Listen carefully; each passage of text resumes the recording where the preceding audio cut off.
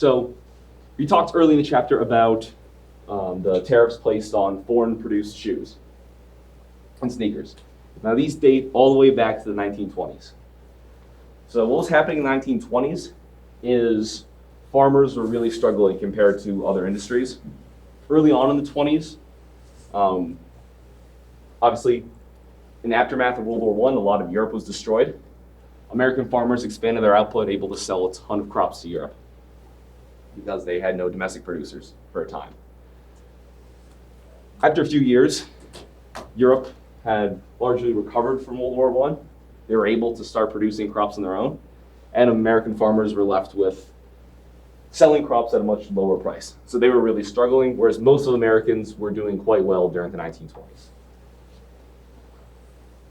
So because of this, farmers began lobbying their representatives in Congress to pass a sort of tariff, help protect them from foreign competition, so at least they can have sales within the United States. What ended up coming out of that was the Smoot-Hawley tariff ended up being passed in 1928. So like right as we're going into the, I'm sorry, it was passed in like the early 30s, 1930. In the 28 election, that was like one of the biggest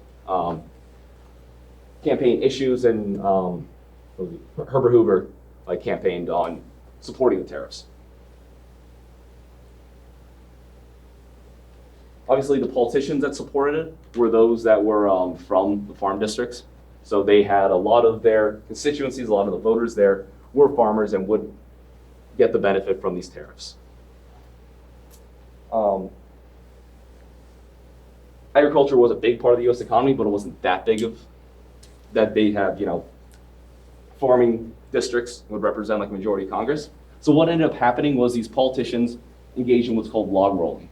So in log rolling, one representative will agree to vote for another representative's bill if they vote for theirs. So just increasing the number of yes votes you can get.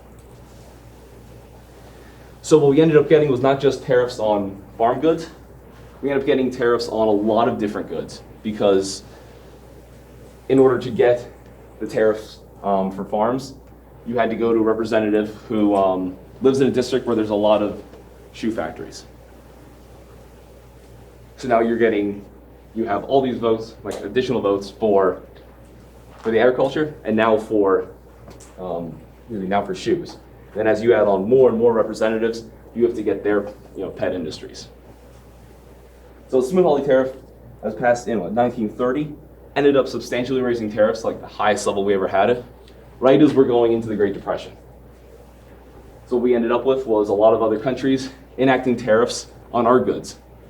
So it now made it difficult to impossible to export goods, while at the same time making it very difficult to import goods.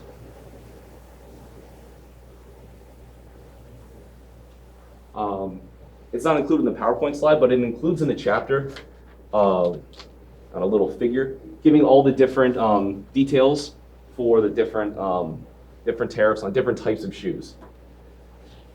And there are very specific, very minute differences that cause these different tariff rates. And this is all based on the bargaining process of what parties or what representatives were needed to get in to pass the tariffs. And the Smoot-Hawley tariffs last to this day. Since the 1940s, or I guess post-World War II, we've slowly lowered and lowered tariffs, and all the other countries that had high tariffs back in response to Smoot-Hawley have lowered theirs as well. We've got this gradual lessening of tariffs and more international trade. But a lot of the goods that received tariffs still to this day have those. And one of those is the shoe industry. And there are hundreds of different entries in the US in our list of tariffs, detailing the different levels on different types of shoes. And they range from a 37.5% tariff all the way down to like a 3% tariff. So it's substantially different based on what kind of characteristics your goods have. Now at the time, there were 750,000 workers in the shoe industry, and the US was far smaller. Now our population has grown a lot over the past 100 years, and there's only 15,000 workers in the shoe industry. So what was before care of protecting an industry that had, pretty large number of employees. Now it's a very small set of employees that are being protected. And like I mentioned, other countries imposed tariffs on our exports too. So it made exporting the goods we produced that much more difficult. So modern trade negotiations, Why did the amount of workers go down? Basically comparative advantage. Those employees that used to work in shoes can do much other, more productive jobs for us now. And so other countries are giving up, relatively less. So it was just naturally, despite having these tariffs, it was naturally shifting to production overseas. Ends up being much more costly to employ American workers, especially for industries like, I'll just say the shoe industry, because Americans are so much more productive in general. You have to end up paying them a much higher wage.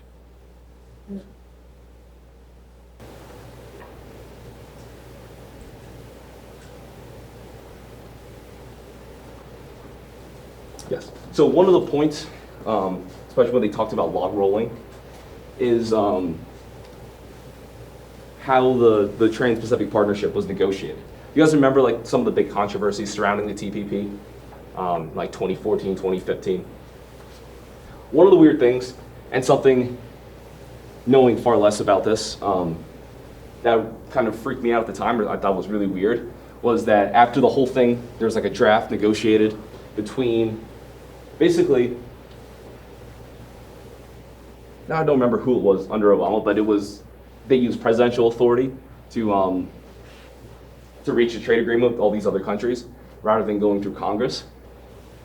So basically when they had negotiated the draft, they brought back this giant document, literally the size of this textbook, and they put it in a basement somewhere in Capitol Hill.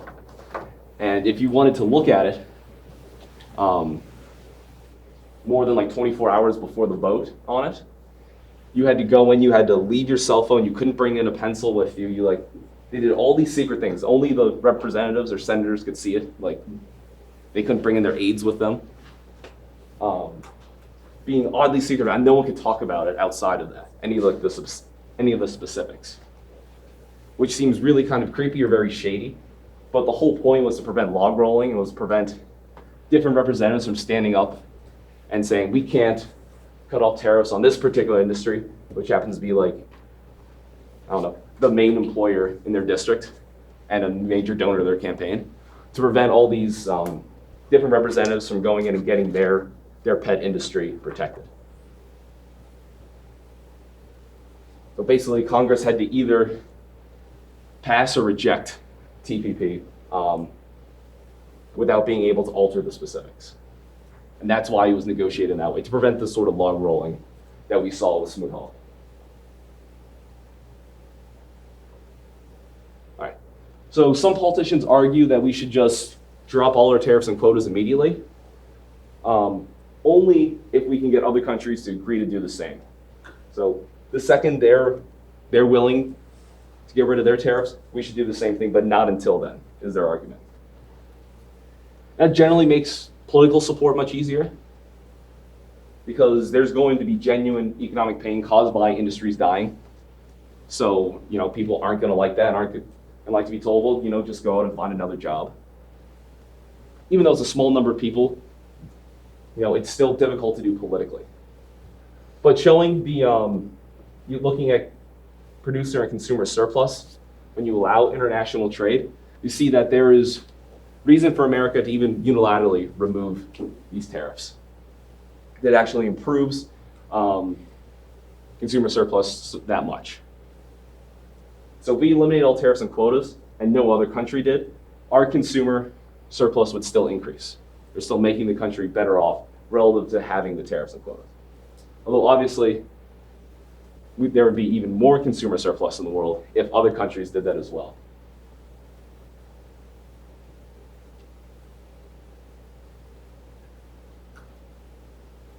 There are a few other barriers to trade that are used to prevent or to reduce competition outside the United States. So one one thing that's used, it's fairly rare, but it is still used, is higher standards on imported goods. So their example is raw milk. Another one is catfish. If you want to import catfish from another country, it has to go through this very special, expensive, and time-consuming process to ensure that it's a high enough quality. Basically, this commission got started by Louisiana, Texas, Mississippi, and I want to say Arkansas, the 4 states that produce almost all of the catfish in the United States. The representatives from those states got this commission created to protect them from foreign competition. Again, making sure that they have higher quality catfish from outside, so it makes it more difficult to get the catfish in. And it adds this expense, so those foreign catfish are going to sell at a higher price. The last one is national security grounds. So there's a fear that, like, if the war breaks out, we're not going to be able to get whatever goods or services we need from those countries if they're a belligerent nation.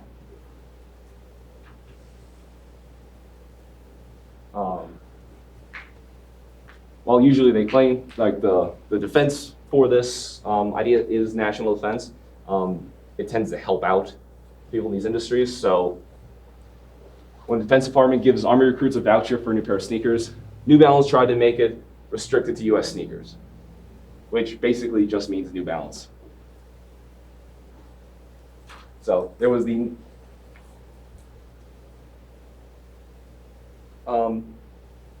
some other countries do this. So, like,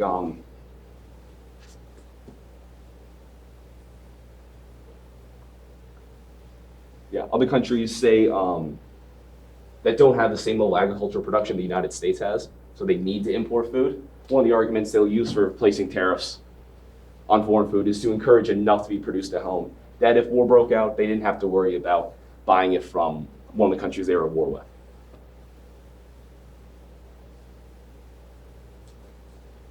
Okay, briefly we'll talk about arguments over free trade policy and international trade. Obviously, more trade is going to take place between nations when the government encourages it rather than discouraging it. If we think back to incentives from early on, you lower the costs for an action, you're going to see more of it.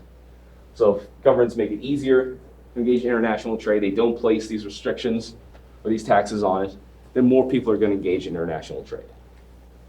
And trade generally makes nations better off. So economists are generally in favor of freer trade.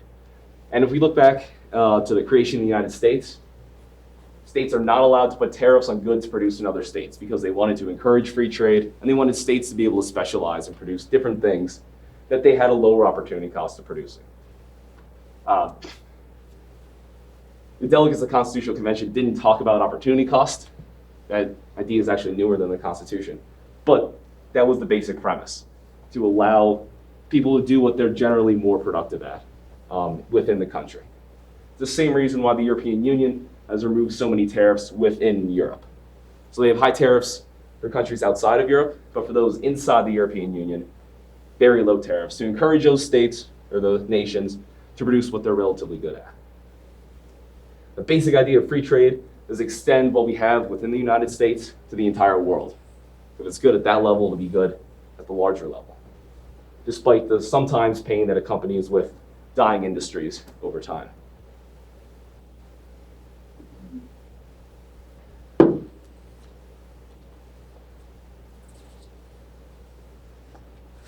All right, so in 1930, there's some history of the trade agreements of more trade or less trade. So the Smoot-Hawley tariff increased tariffs to greater than 50% on a lot of goods. So these are really, really high tariffs, making it almost impossible for people to want to buy foreign goods. And this is right as the Great Depression is starting. The goal is to help protect American industry, as we're seeing, like, unemployment increase dramatically as the economy, like, falls into disarray in like 29 and 30. The goal is to protect them. But then other countries retaliate with their own restrictions, placing tariffs on us just as high, and international trade falls to almost nothing. After World War II, a lot of Western nations wanted to revive international trade. They wanted to get back to how things were before the Great Depression and the Second World War. So they formed the General Agreement on Tariffs and Trade. And the GATT, there were several rounds over the succeeding decades of reductions in tariffs. They started small and slowly increased more and more over time as trade became much more prominent. One of the problems with GATT is it was negotiated in '48. There was very little trading of services between countries and very little concern about like intellectual properties, like patents, trademarks, those sorts of things. Because of that, they replaced GATT with the World Trade Organization in the '90s, and they added a lot more nations to the World Trade Organization. One of the cool things about the World Trade Organization is it provides dispute resolution processes. So you can go before the World Trade Organization if two nations have a dispute with each other over some sort of anti-competitive practices. There's far better coverage now for these newer products that weren't covered under GATT. So things with intellectual property and services that now, thanks at the time to telephones, but now to internet, you can now do a lot more services between countries.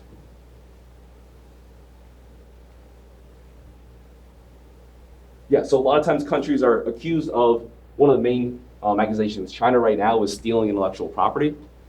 But rather than just putting tariffs on Chinese goods as punishment, you can go before the World Trade Organization and get that conflict handled. So you don't need to rely on just, a trade war attacking each other with tariffs. There's some sort of dispute mechanism, which makes it, in theory, much easier.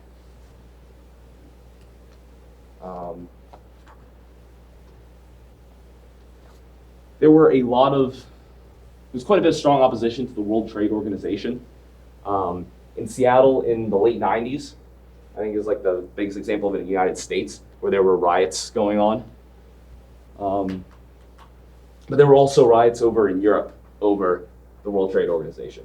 I don't want to say it was controversial, but there was a lot of controversy surrounding the World Trade Organization back in the 90s. And there were two main forces that were opposed to the World Trade Organization. The first is those that were anti-globalization. So globalization is a process of countries becoming more open to foreign trade and to foreign investments. What some people are concerned is that it destroys distinct cultures. Tyler Cowen wrote a book about this, actually more of a positive light, arguing that the differences between culture, while it's kind of sad to see this leave, it's making all these people better off because all the best ideas, the best food, the best whatever is being used across the world instead of just being limited to certain pockets. So like the best things are kept and the things that help us less and less are discarded. But yeah, it is a matter of opinion whether other countries are better off with McDonald's and Walmart, like these typical American things, whether it destroys their culture or whether it allows them to get cheap food or cheap goods that they need.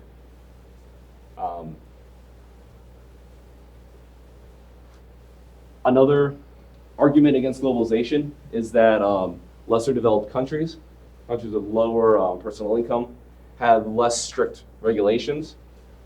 So there's some concern about unfairness and some concern about its effect on the environment. So a lot of times these lesser developed countries will have poorer working conditions in their factory than you would see in a country like the United States or in some of the other Western countries. One argument in favor of those less strict regulations is that regulations are costly, so you need some income before you can be willing to give that up for regulations. Another is that people living in very rural areas doing basically what's sustenance farming, that is incredibly risky. It's very easy to get injured doing that. So even though these factories are less safe than what they are in the United States, it's more safe than their alternatives. And what you see is over time, as countries, as they increase their income, as they become richer, they're more willing to pass these regulations. So if you look at historically, just look at like the United States or Britain during the Industrial Revolution. Very poor working conditions, very terrible factories, very low spending on worker safety. Over time, as we made ourselves better off in the United States or in Britain, you saw more and more improvements in worker safety. But the idea is that it can be so expensive, these poor countries, it's prohibitive, and they just won't have that industry. So you never see them get off the ground. On the other hand, you see people working in conditions that are worse than what you see in more developed countries. So you've got that trade-off there.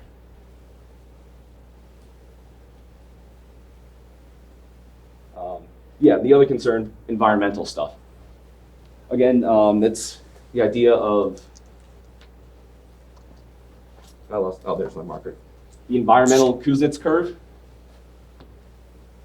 So if you've got income here, like national income, and you've got pollution here.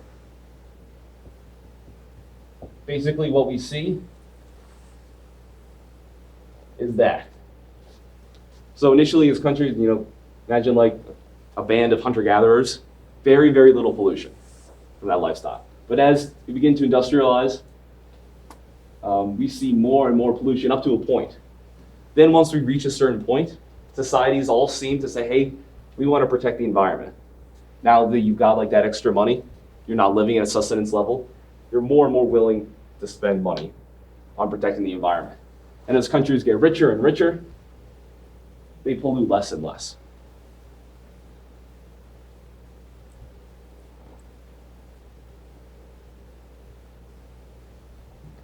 So one of the arguments against globalization is that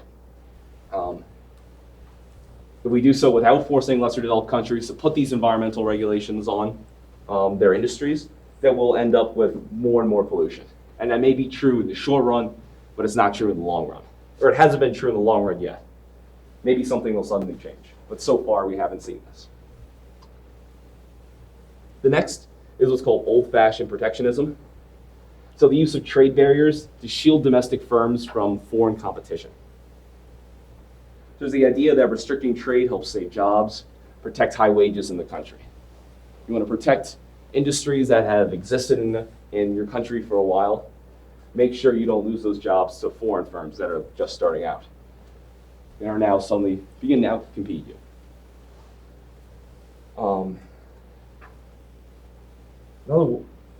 Protecting high wages. So sometimes they worry that in order to compete with foreign firms, we'll have to start paying American workers lower wages in order to get the costs low enough that we can compete against them.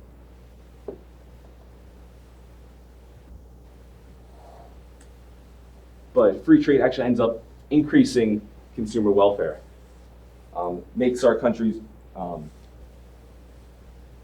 wealthier in real terms. What I mean is if you increase the cost artificially, like through tariffs, so you make foreign goods more expensive and we're buying more expensive American goods, what you end up doing is decreasing people's real income. So because the prices are now more expensive and their incomes are staying the same, it's as if you're able to purchase less. So it's as if you have less purchasing power. So it feels as if you're not as rich because, again, it's not about the money you have, it's about what that money can buy. And what you're buying with that money, it's the same thing, but it's more expensive now. So it helps lower real living standards by, restricting international trade. There's another idea that what's called infant industries need protection from foreign competition. By infant industries, we mean new industries that have not been established in a country before. So the idea being that some industries may need time to start up and become competitive. So you place a tariff protecting, or a quota, protecting that industry from foreign competition. The foreign goods are going to be much cheaper at first because those are established industries. They have economies of scale. They're much more efficient at production. But if given time, these infant industries, as they grow, as the firms themselves become larger, start taking advantage of economies of scale, these decreasing production costs, or decreasing average production costs, eventually they'll be able to compete on an even footing with these other established industries. And we've seen this argument used for industries for hundreds of years. But in order to work, they have to eventually be removed. And these producers in what was an infant industry that matures, a very strong incentive to lobby to keep those trade protections. So in practice, it's very, very rare to see the infant industry protection play out like it should, because they end up not removing the tariffs later. And the textbook doesn't like to use too many jokes in the slides. This is like the one exception. So maybe we should import all our guns from other countries. If we have to go to war, might not be the best idea. So the idea for national security is, we should be able to sustain what we need to survive and to fight a war, so we don't have to rely on foreign nations that turns out we're fighting against. Although an easy way to handle that is just purchasing from several other nations instead of just one.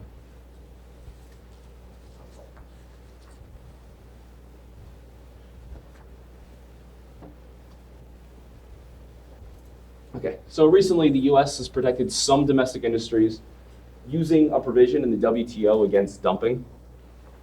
So dumping is selling a product for a price below the cost of production. So what happens is a foreign firm, they want to corner a market, so they step in and they sell a good below the cost of production so that it's going to be far cheaper than what firms in that nation can actually sell at. They're willing to lose money in the short run to put all their competitors out of business, so then they can sell at a much higher price.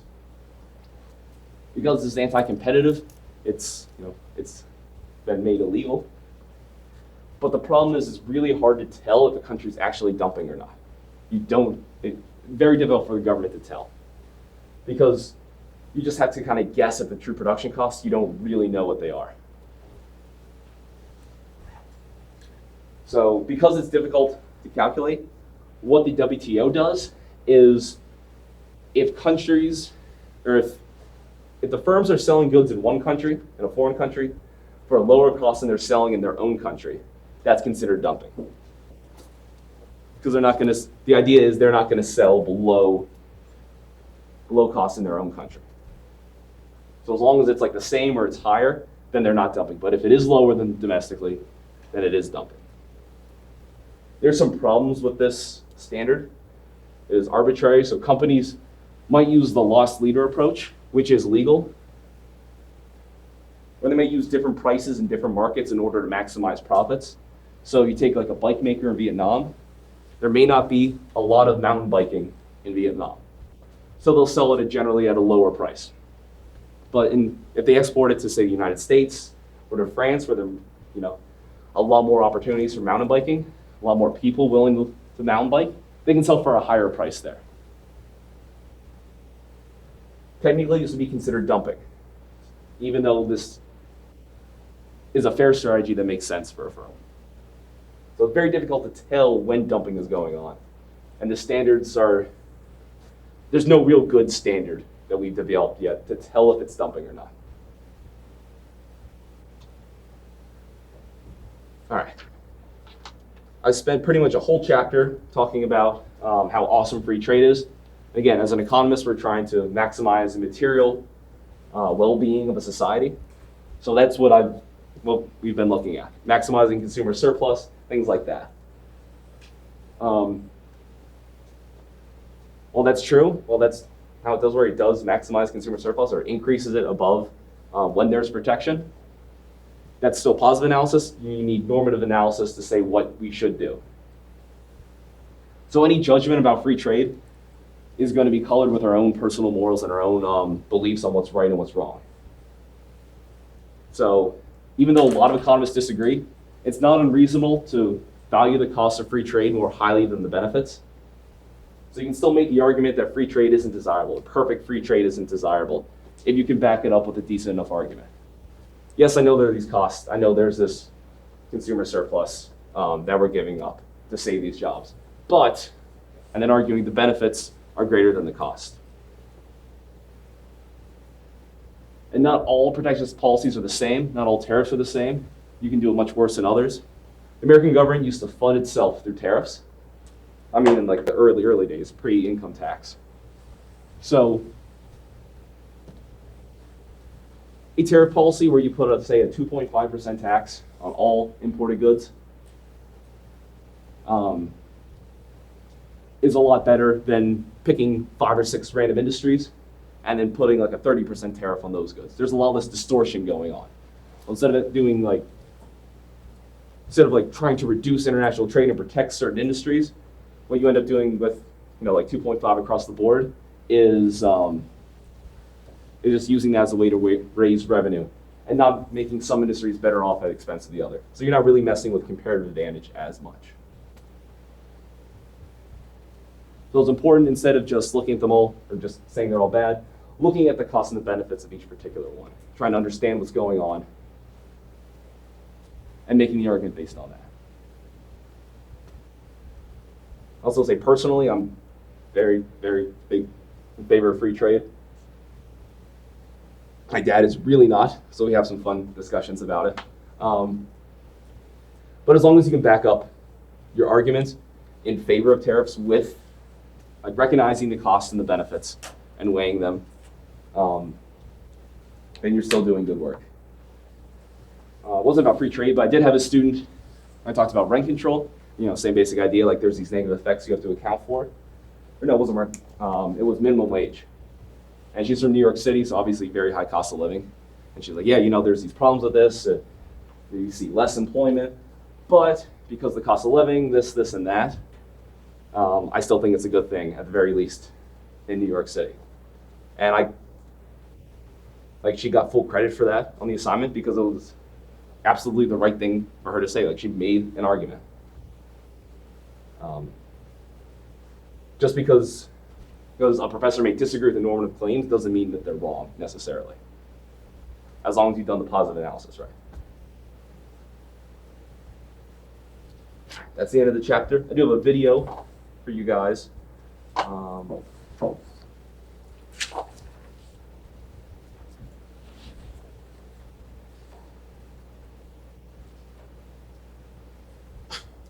Or not. We've already considered some of the theory of comparative advantage, so now let's take a look at the evidence on peace and trade. Plenty of articles show that trade and economic growth are positively correlated. That is, they move together. But it's hard to separate out how much is trade causing growth or how much is growth causing trade. So ideally what we would like is some kind of natural experiment where there is an exogenously given increase in the amount of trade, and then we can see how much economic output responds. And for such an experiment, we can turn to the earlier history of Japan. Japan had instituted fairly tight seclusion policies since 1639. In part, they were afraid of imperialism, and also they were afraid that Christianity would obtain a foothold in their country. So for over 2 centuries, there was really just a very small amount of foreign trade entering Japan. But then, for political reasons, come 1859, Japan is suddenly opened up to trade, and after that point, trade is mostly free. This is possibly the kind of natural experiment we've been looking for. One benefit of the new trade is that Japan was able to export to the rest of the world. And at that time, the 2 most significant Japanese exports were tea and silk. The new trade is also a story about imports. For instance, in Europe, due to the Industrial Revolution, cotton textiles had become much cheaper than they were in much of Asia. Iron production also was much more efficient in, say, England than in Japan at the time. Japan was able to gain from trading for the goods, but also over time, trading for those technologies. Japan was also able to import a lot of new goods that they simply hadn't had before, and this includes glass, boots, butter, woolens, and also muskets. So the question asked in one research paper is this: for the years 1851 to 1853, how much extra income for Japan would in fact be equal to the gains from trade that Japan enjoyed from opening up trade with the rest of the world. In essence, this question is trying to measure the benefits from the much freer trade. A simple way to think about what's going on is that we're trying to add up the gains from the Japanese exports and then sum those with the ability to bring in cheaper imports, again, through trade. These measures, of course, are somewhat inexact. For instance, measuring the value of exports and imports is based on market prices, but market prices, as we know, they only measure value at the margin for the final increment of a good or service which is traded in the market. Also, this is a study of the middle of the 19th century, and the data are to some extent incomplete or imperfect. Finally, it is hard to value new goods using this method. So we do have data on the price of new goods in the post-trade regime, but from that we're somehow trying to extrapolate what was the value of those new goods in the pre-trade regime, and that can be hard to do. Still, for all of these problems, we are getting some reasonable measure of the gains from freer trade here.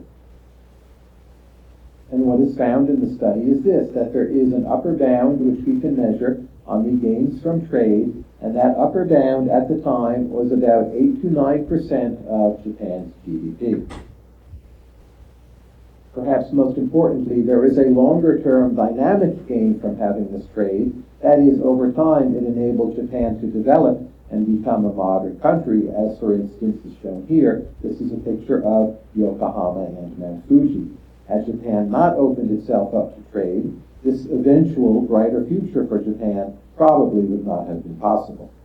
And this is not captured in that number, that upper bound of 8 to 9% of GDP.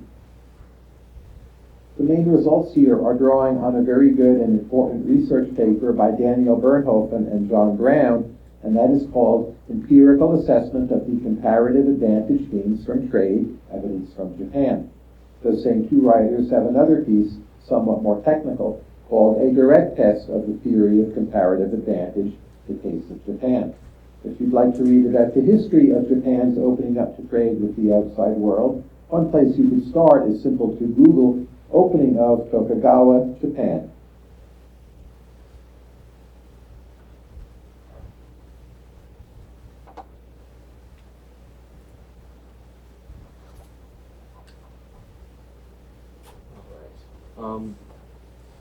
So let's work on our practice problem to make sure that we understand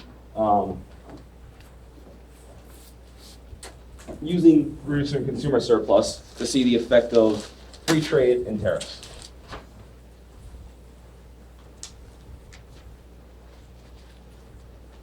So I'm just gonna pull number 4.8 from like the end of the chapter problems. Don't worry if you don't have your book on you or if you've never bought a book, you're gonna write it up here.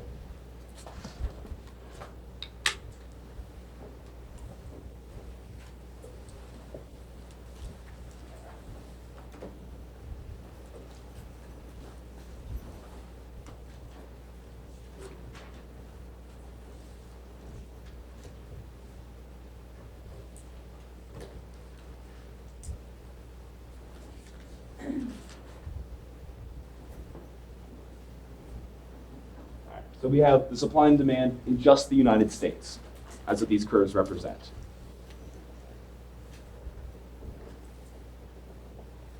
Oh, they're not even doing equilibrium. Okay. Let's say the world price is $4.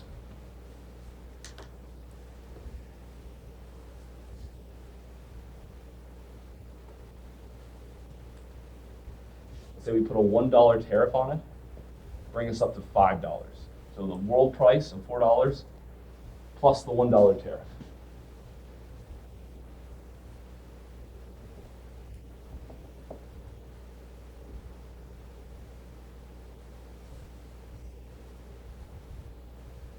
So here we have the quantity supplied by US firms after opening up trade to the world. Because their costs of production are higher than other countries, we end up with a very small portion of the total amount of goods being purchased by US consumers coming from US firms. And here's the quantity demanded.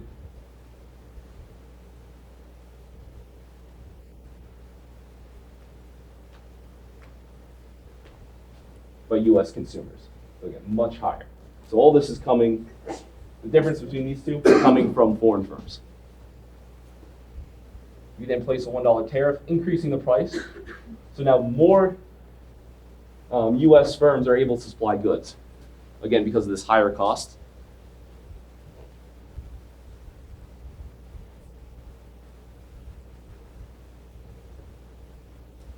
And because of the higher cost, fewer US consumers are demanding these goods.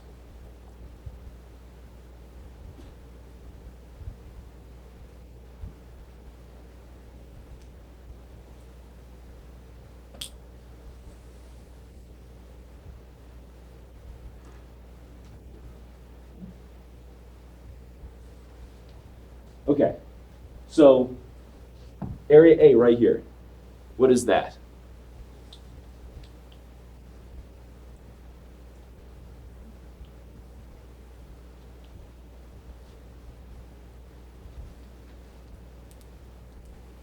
Consumer surplus. This was consumer surplus when I should ask you what period. So when we first, before we put the tariff on, that's consumer surplus. Once we place a tariff on there, now it's producer surplus. It's being recaptured by producers.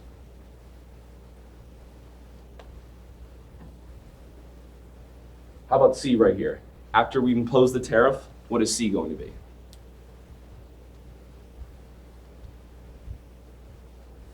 Isn't that just the tariff?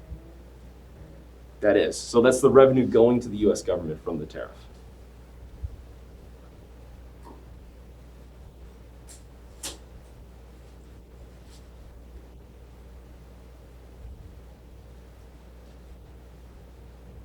And what is B and D?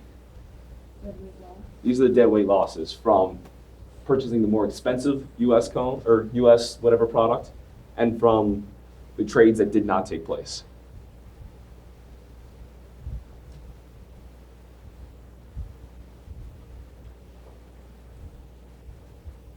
Oh, that was a little bit.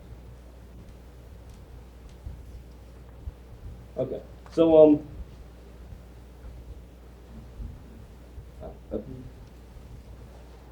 Guys, any questions about that? About what we see going on here? So initially,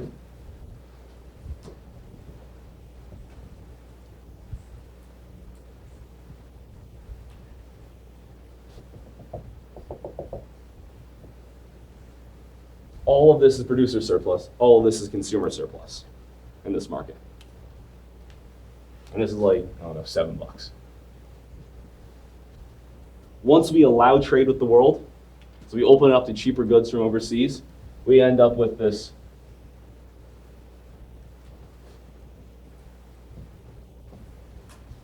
price down here. So now because we're buying all these foreign goods, this producer surplus now becomes consumer surplus. This now becomes consumer surplus, which was nothing before, and this triangle becomes consumer surplus. So producer surplus falls to just this little corner right there.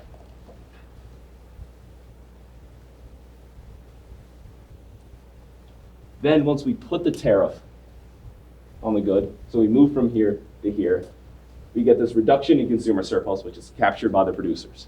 And I get that at the expense of consumers. You get these two things, deadweight losses. So now no one's getting that benefit. It's been destroyed. And then C right here goes to the government in form of tariffs. There's only 3 minutes left of class, so instead of having you guys do a problem and get like halfway through it, I'll post like 2 or 3 problems on Canvas from the end of the textbook chapter to give you a chance to work on it. And then if you have any questions on it, next class you can ask me and we can go over it again to make sure you guys got this.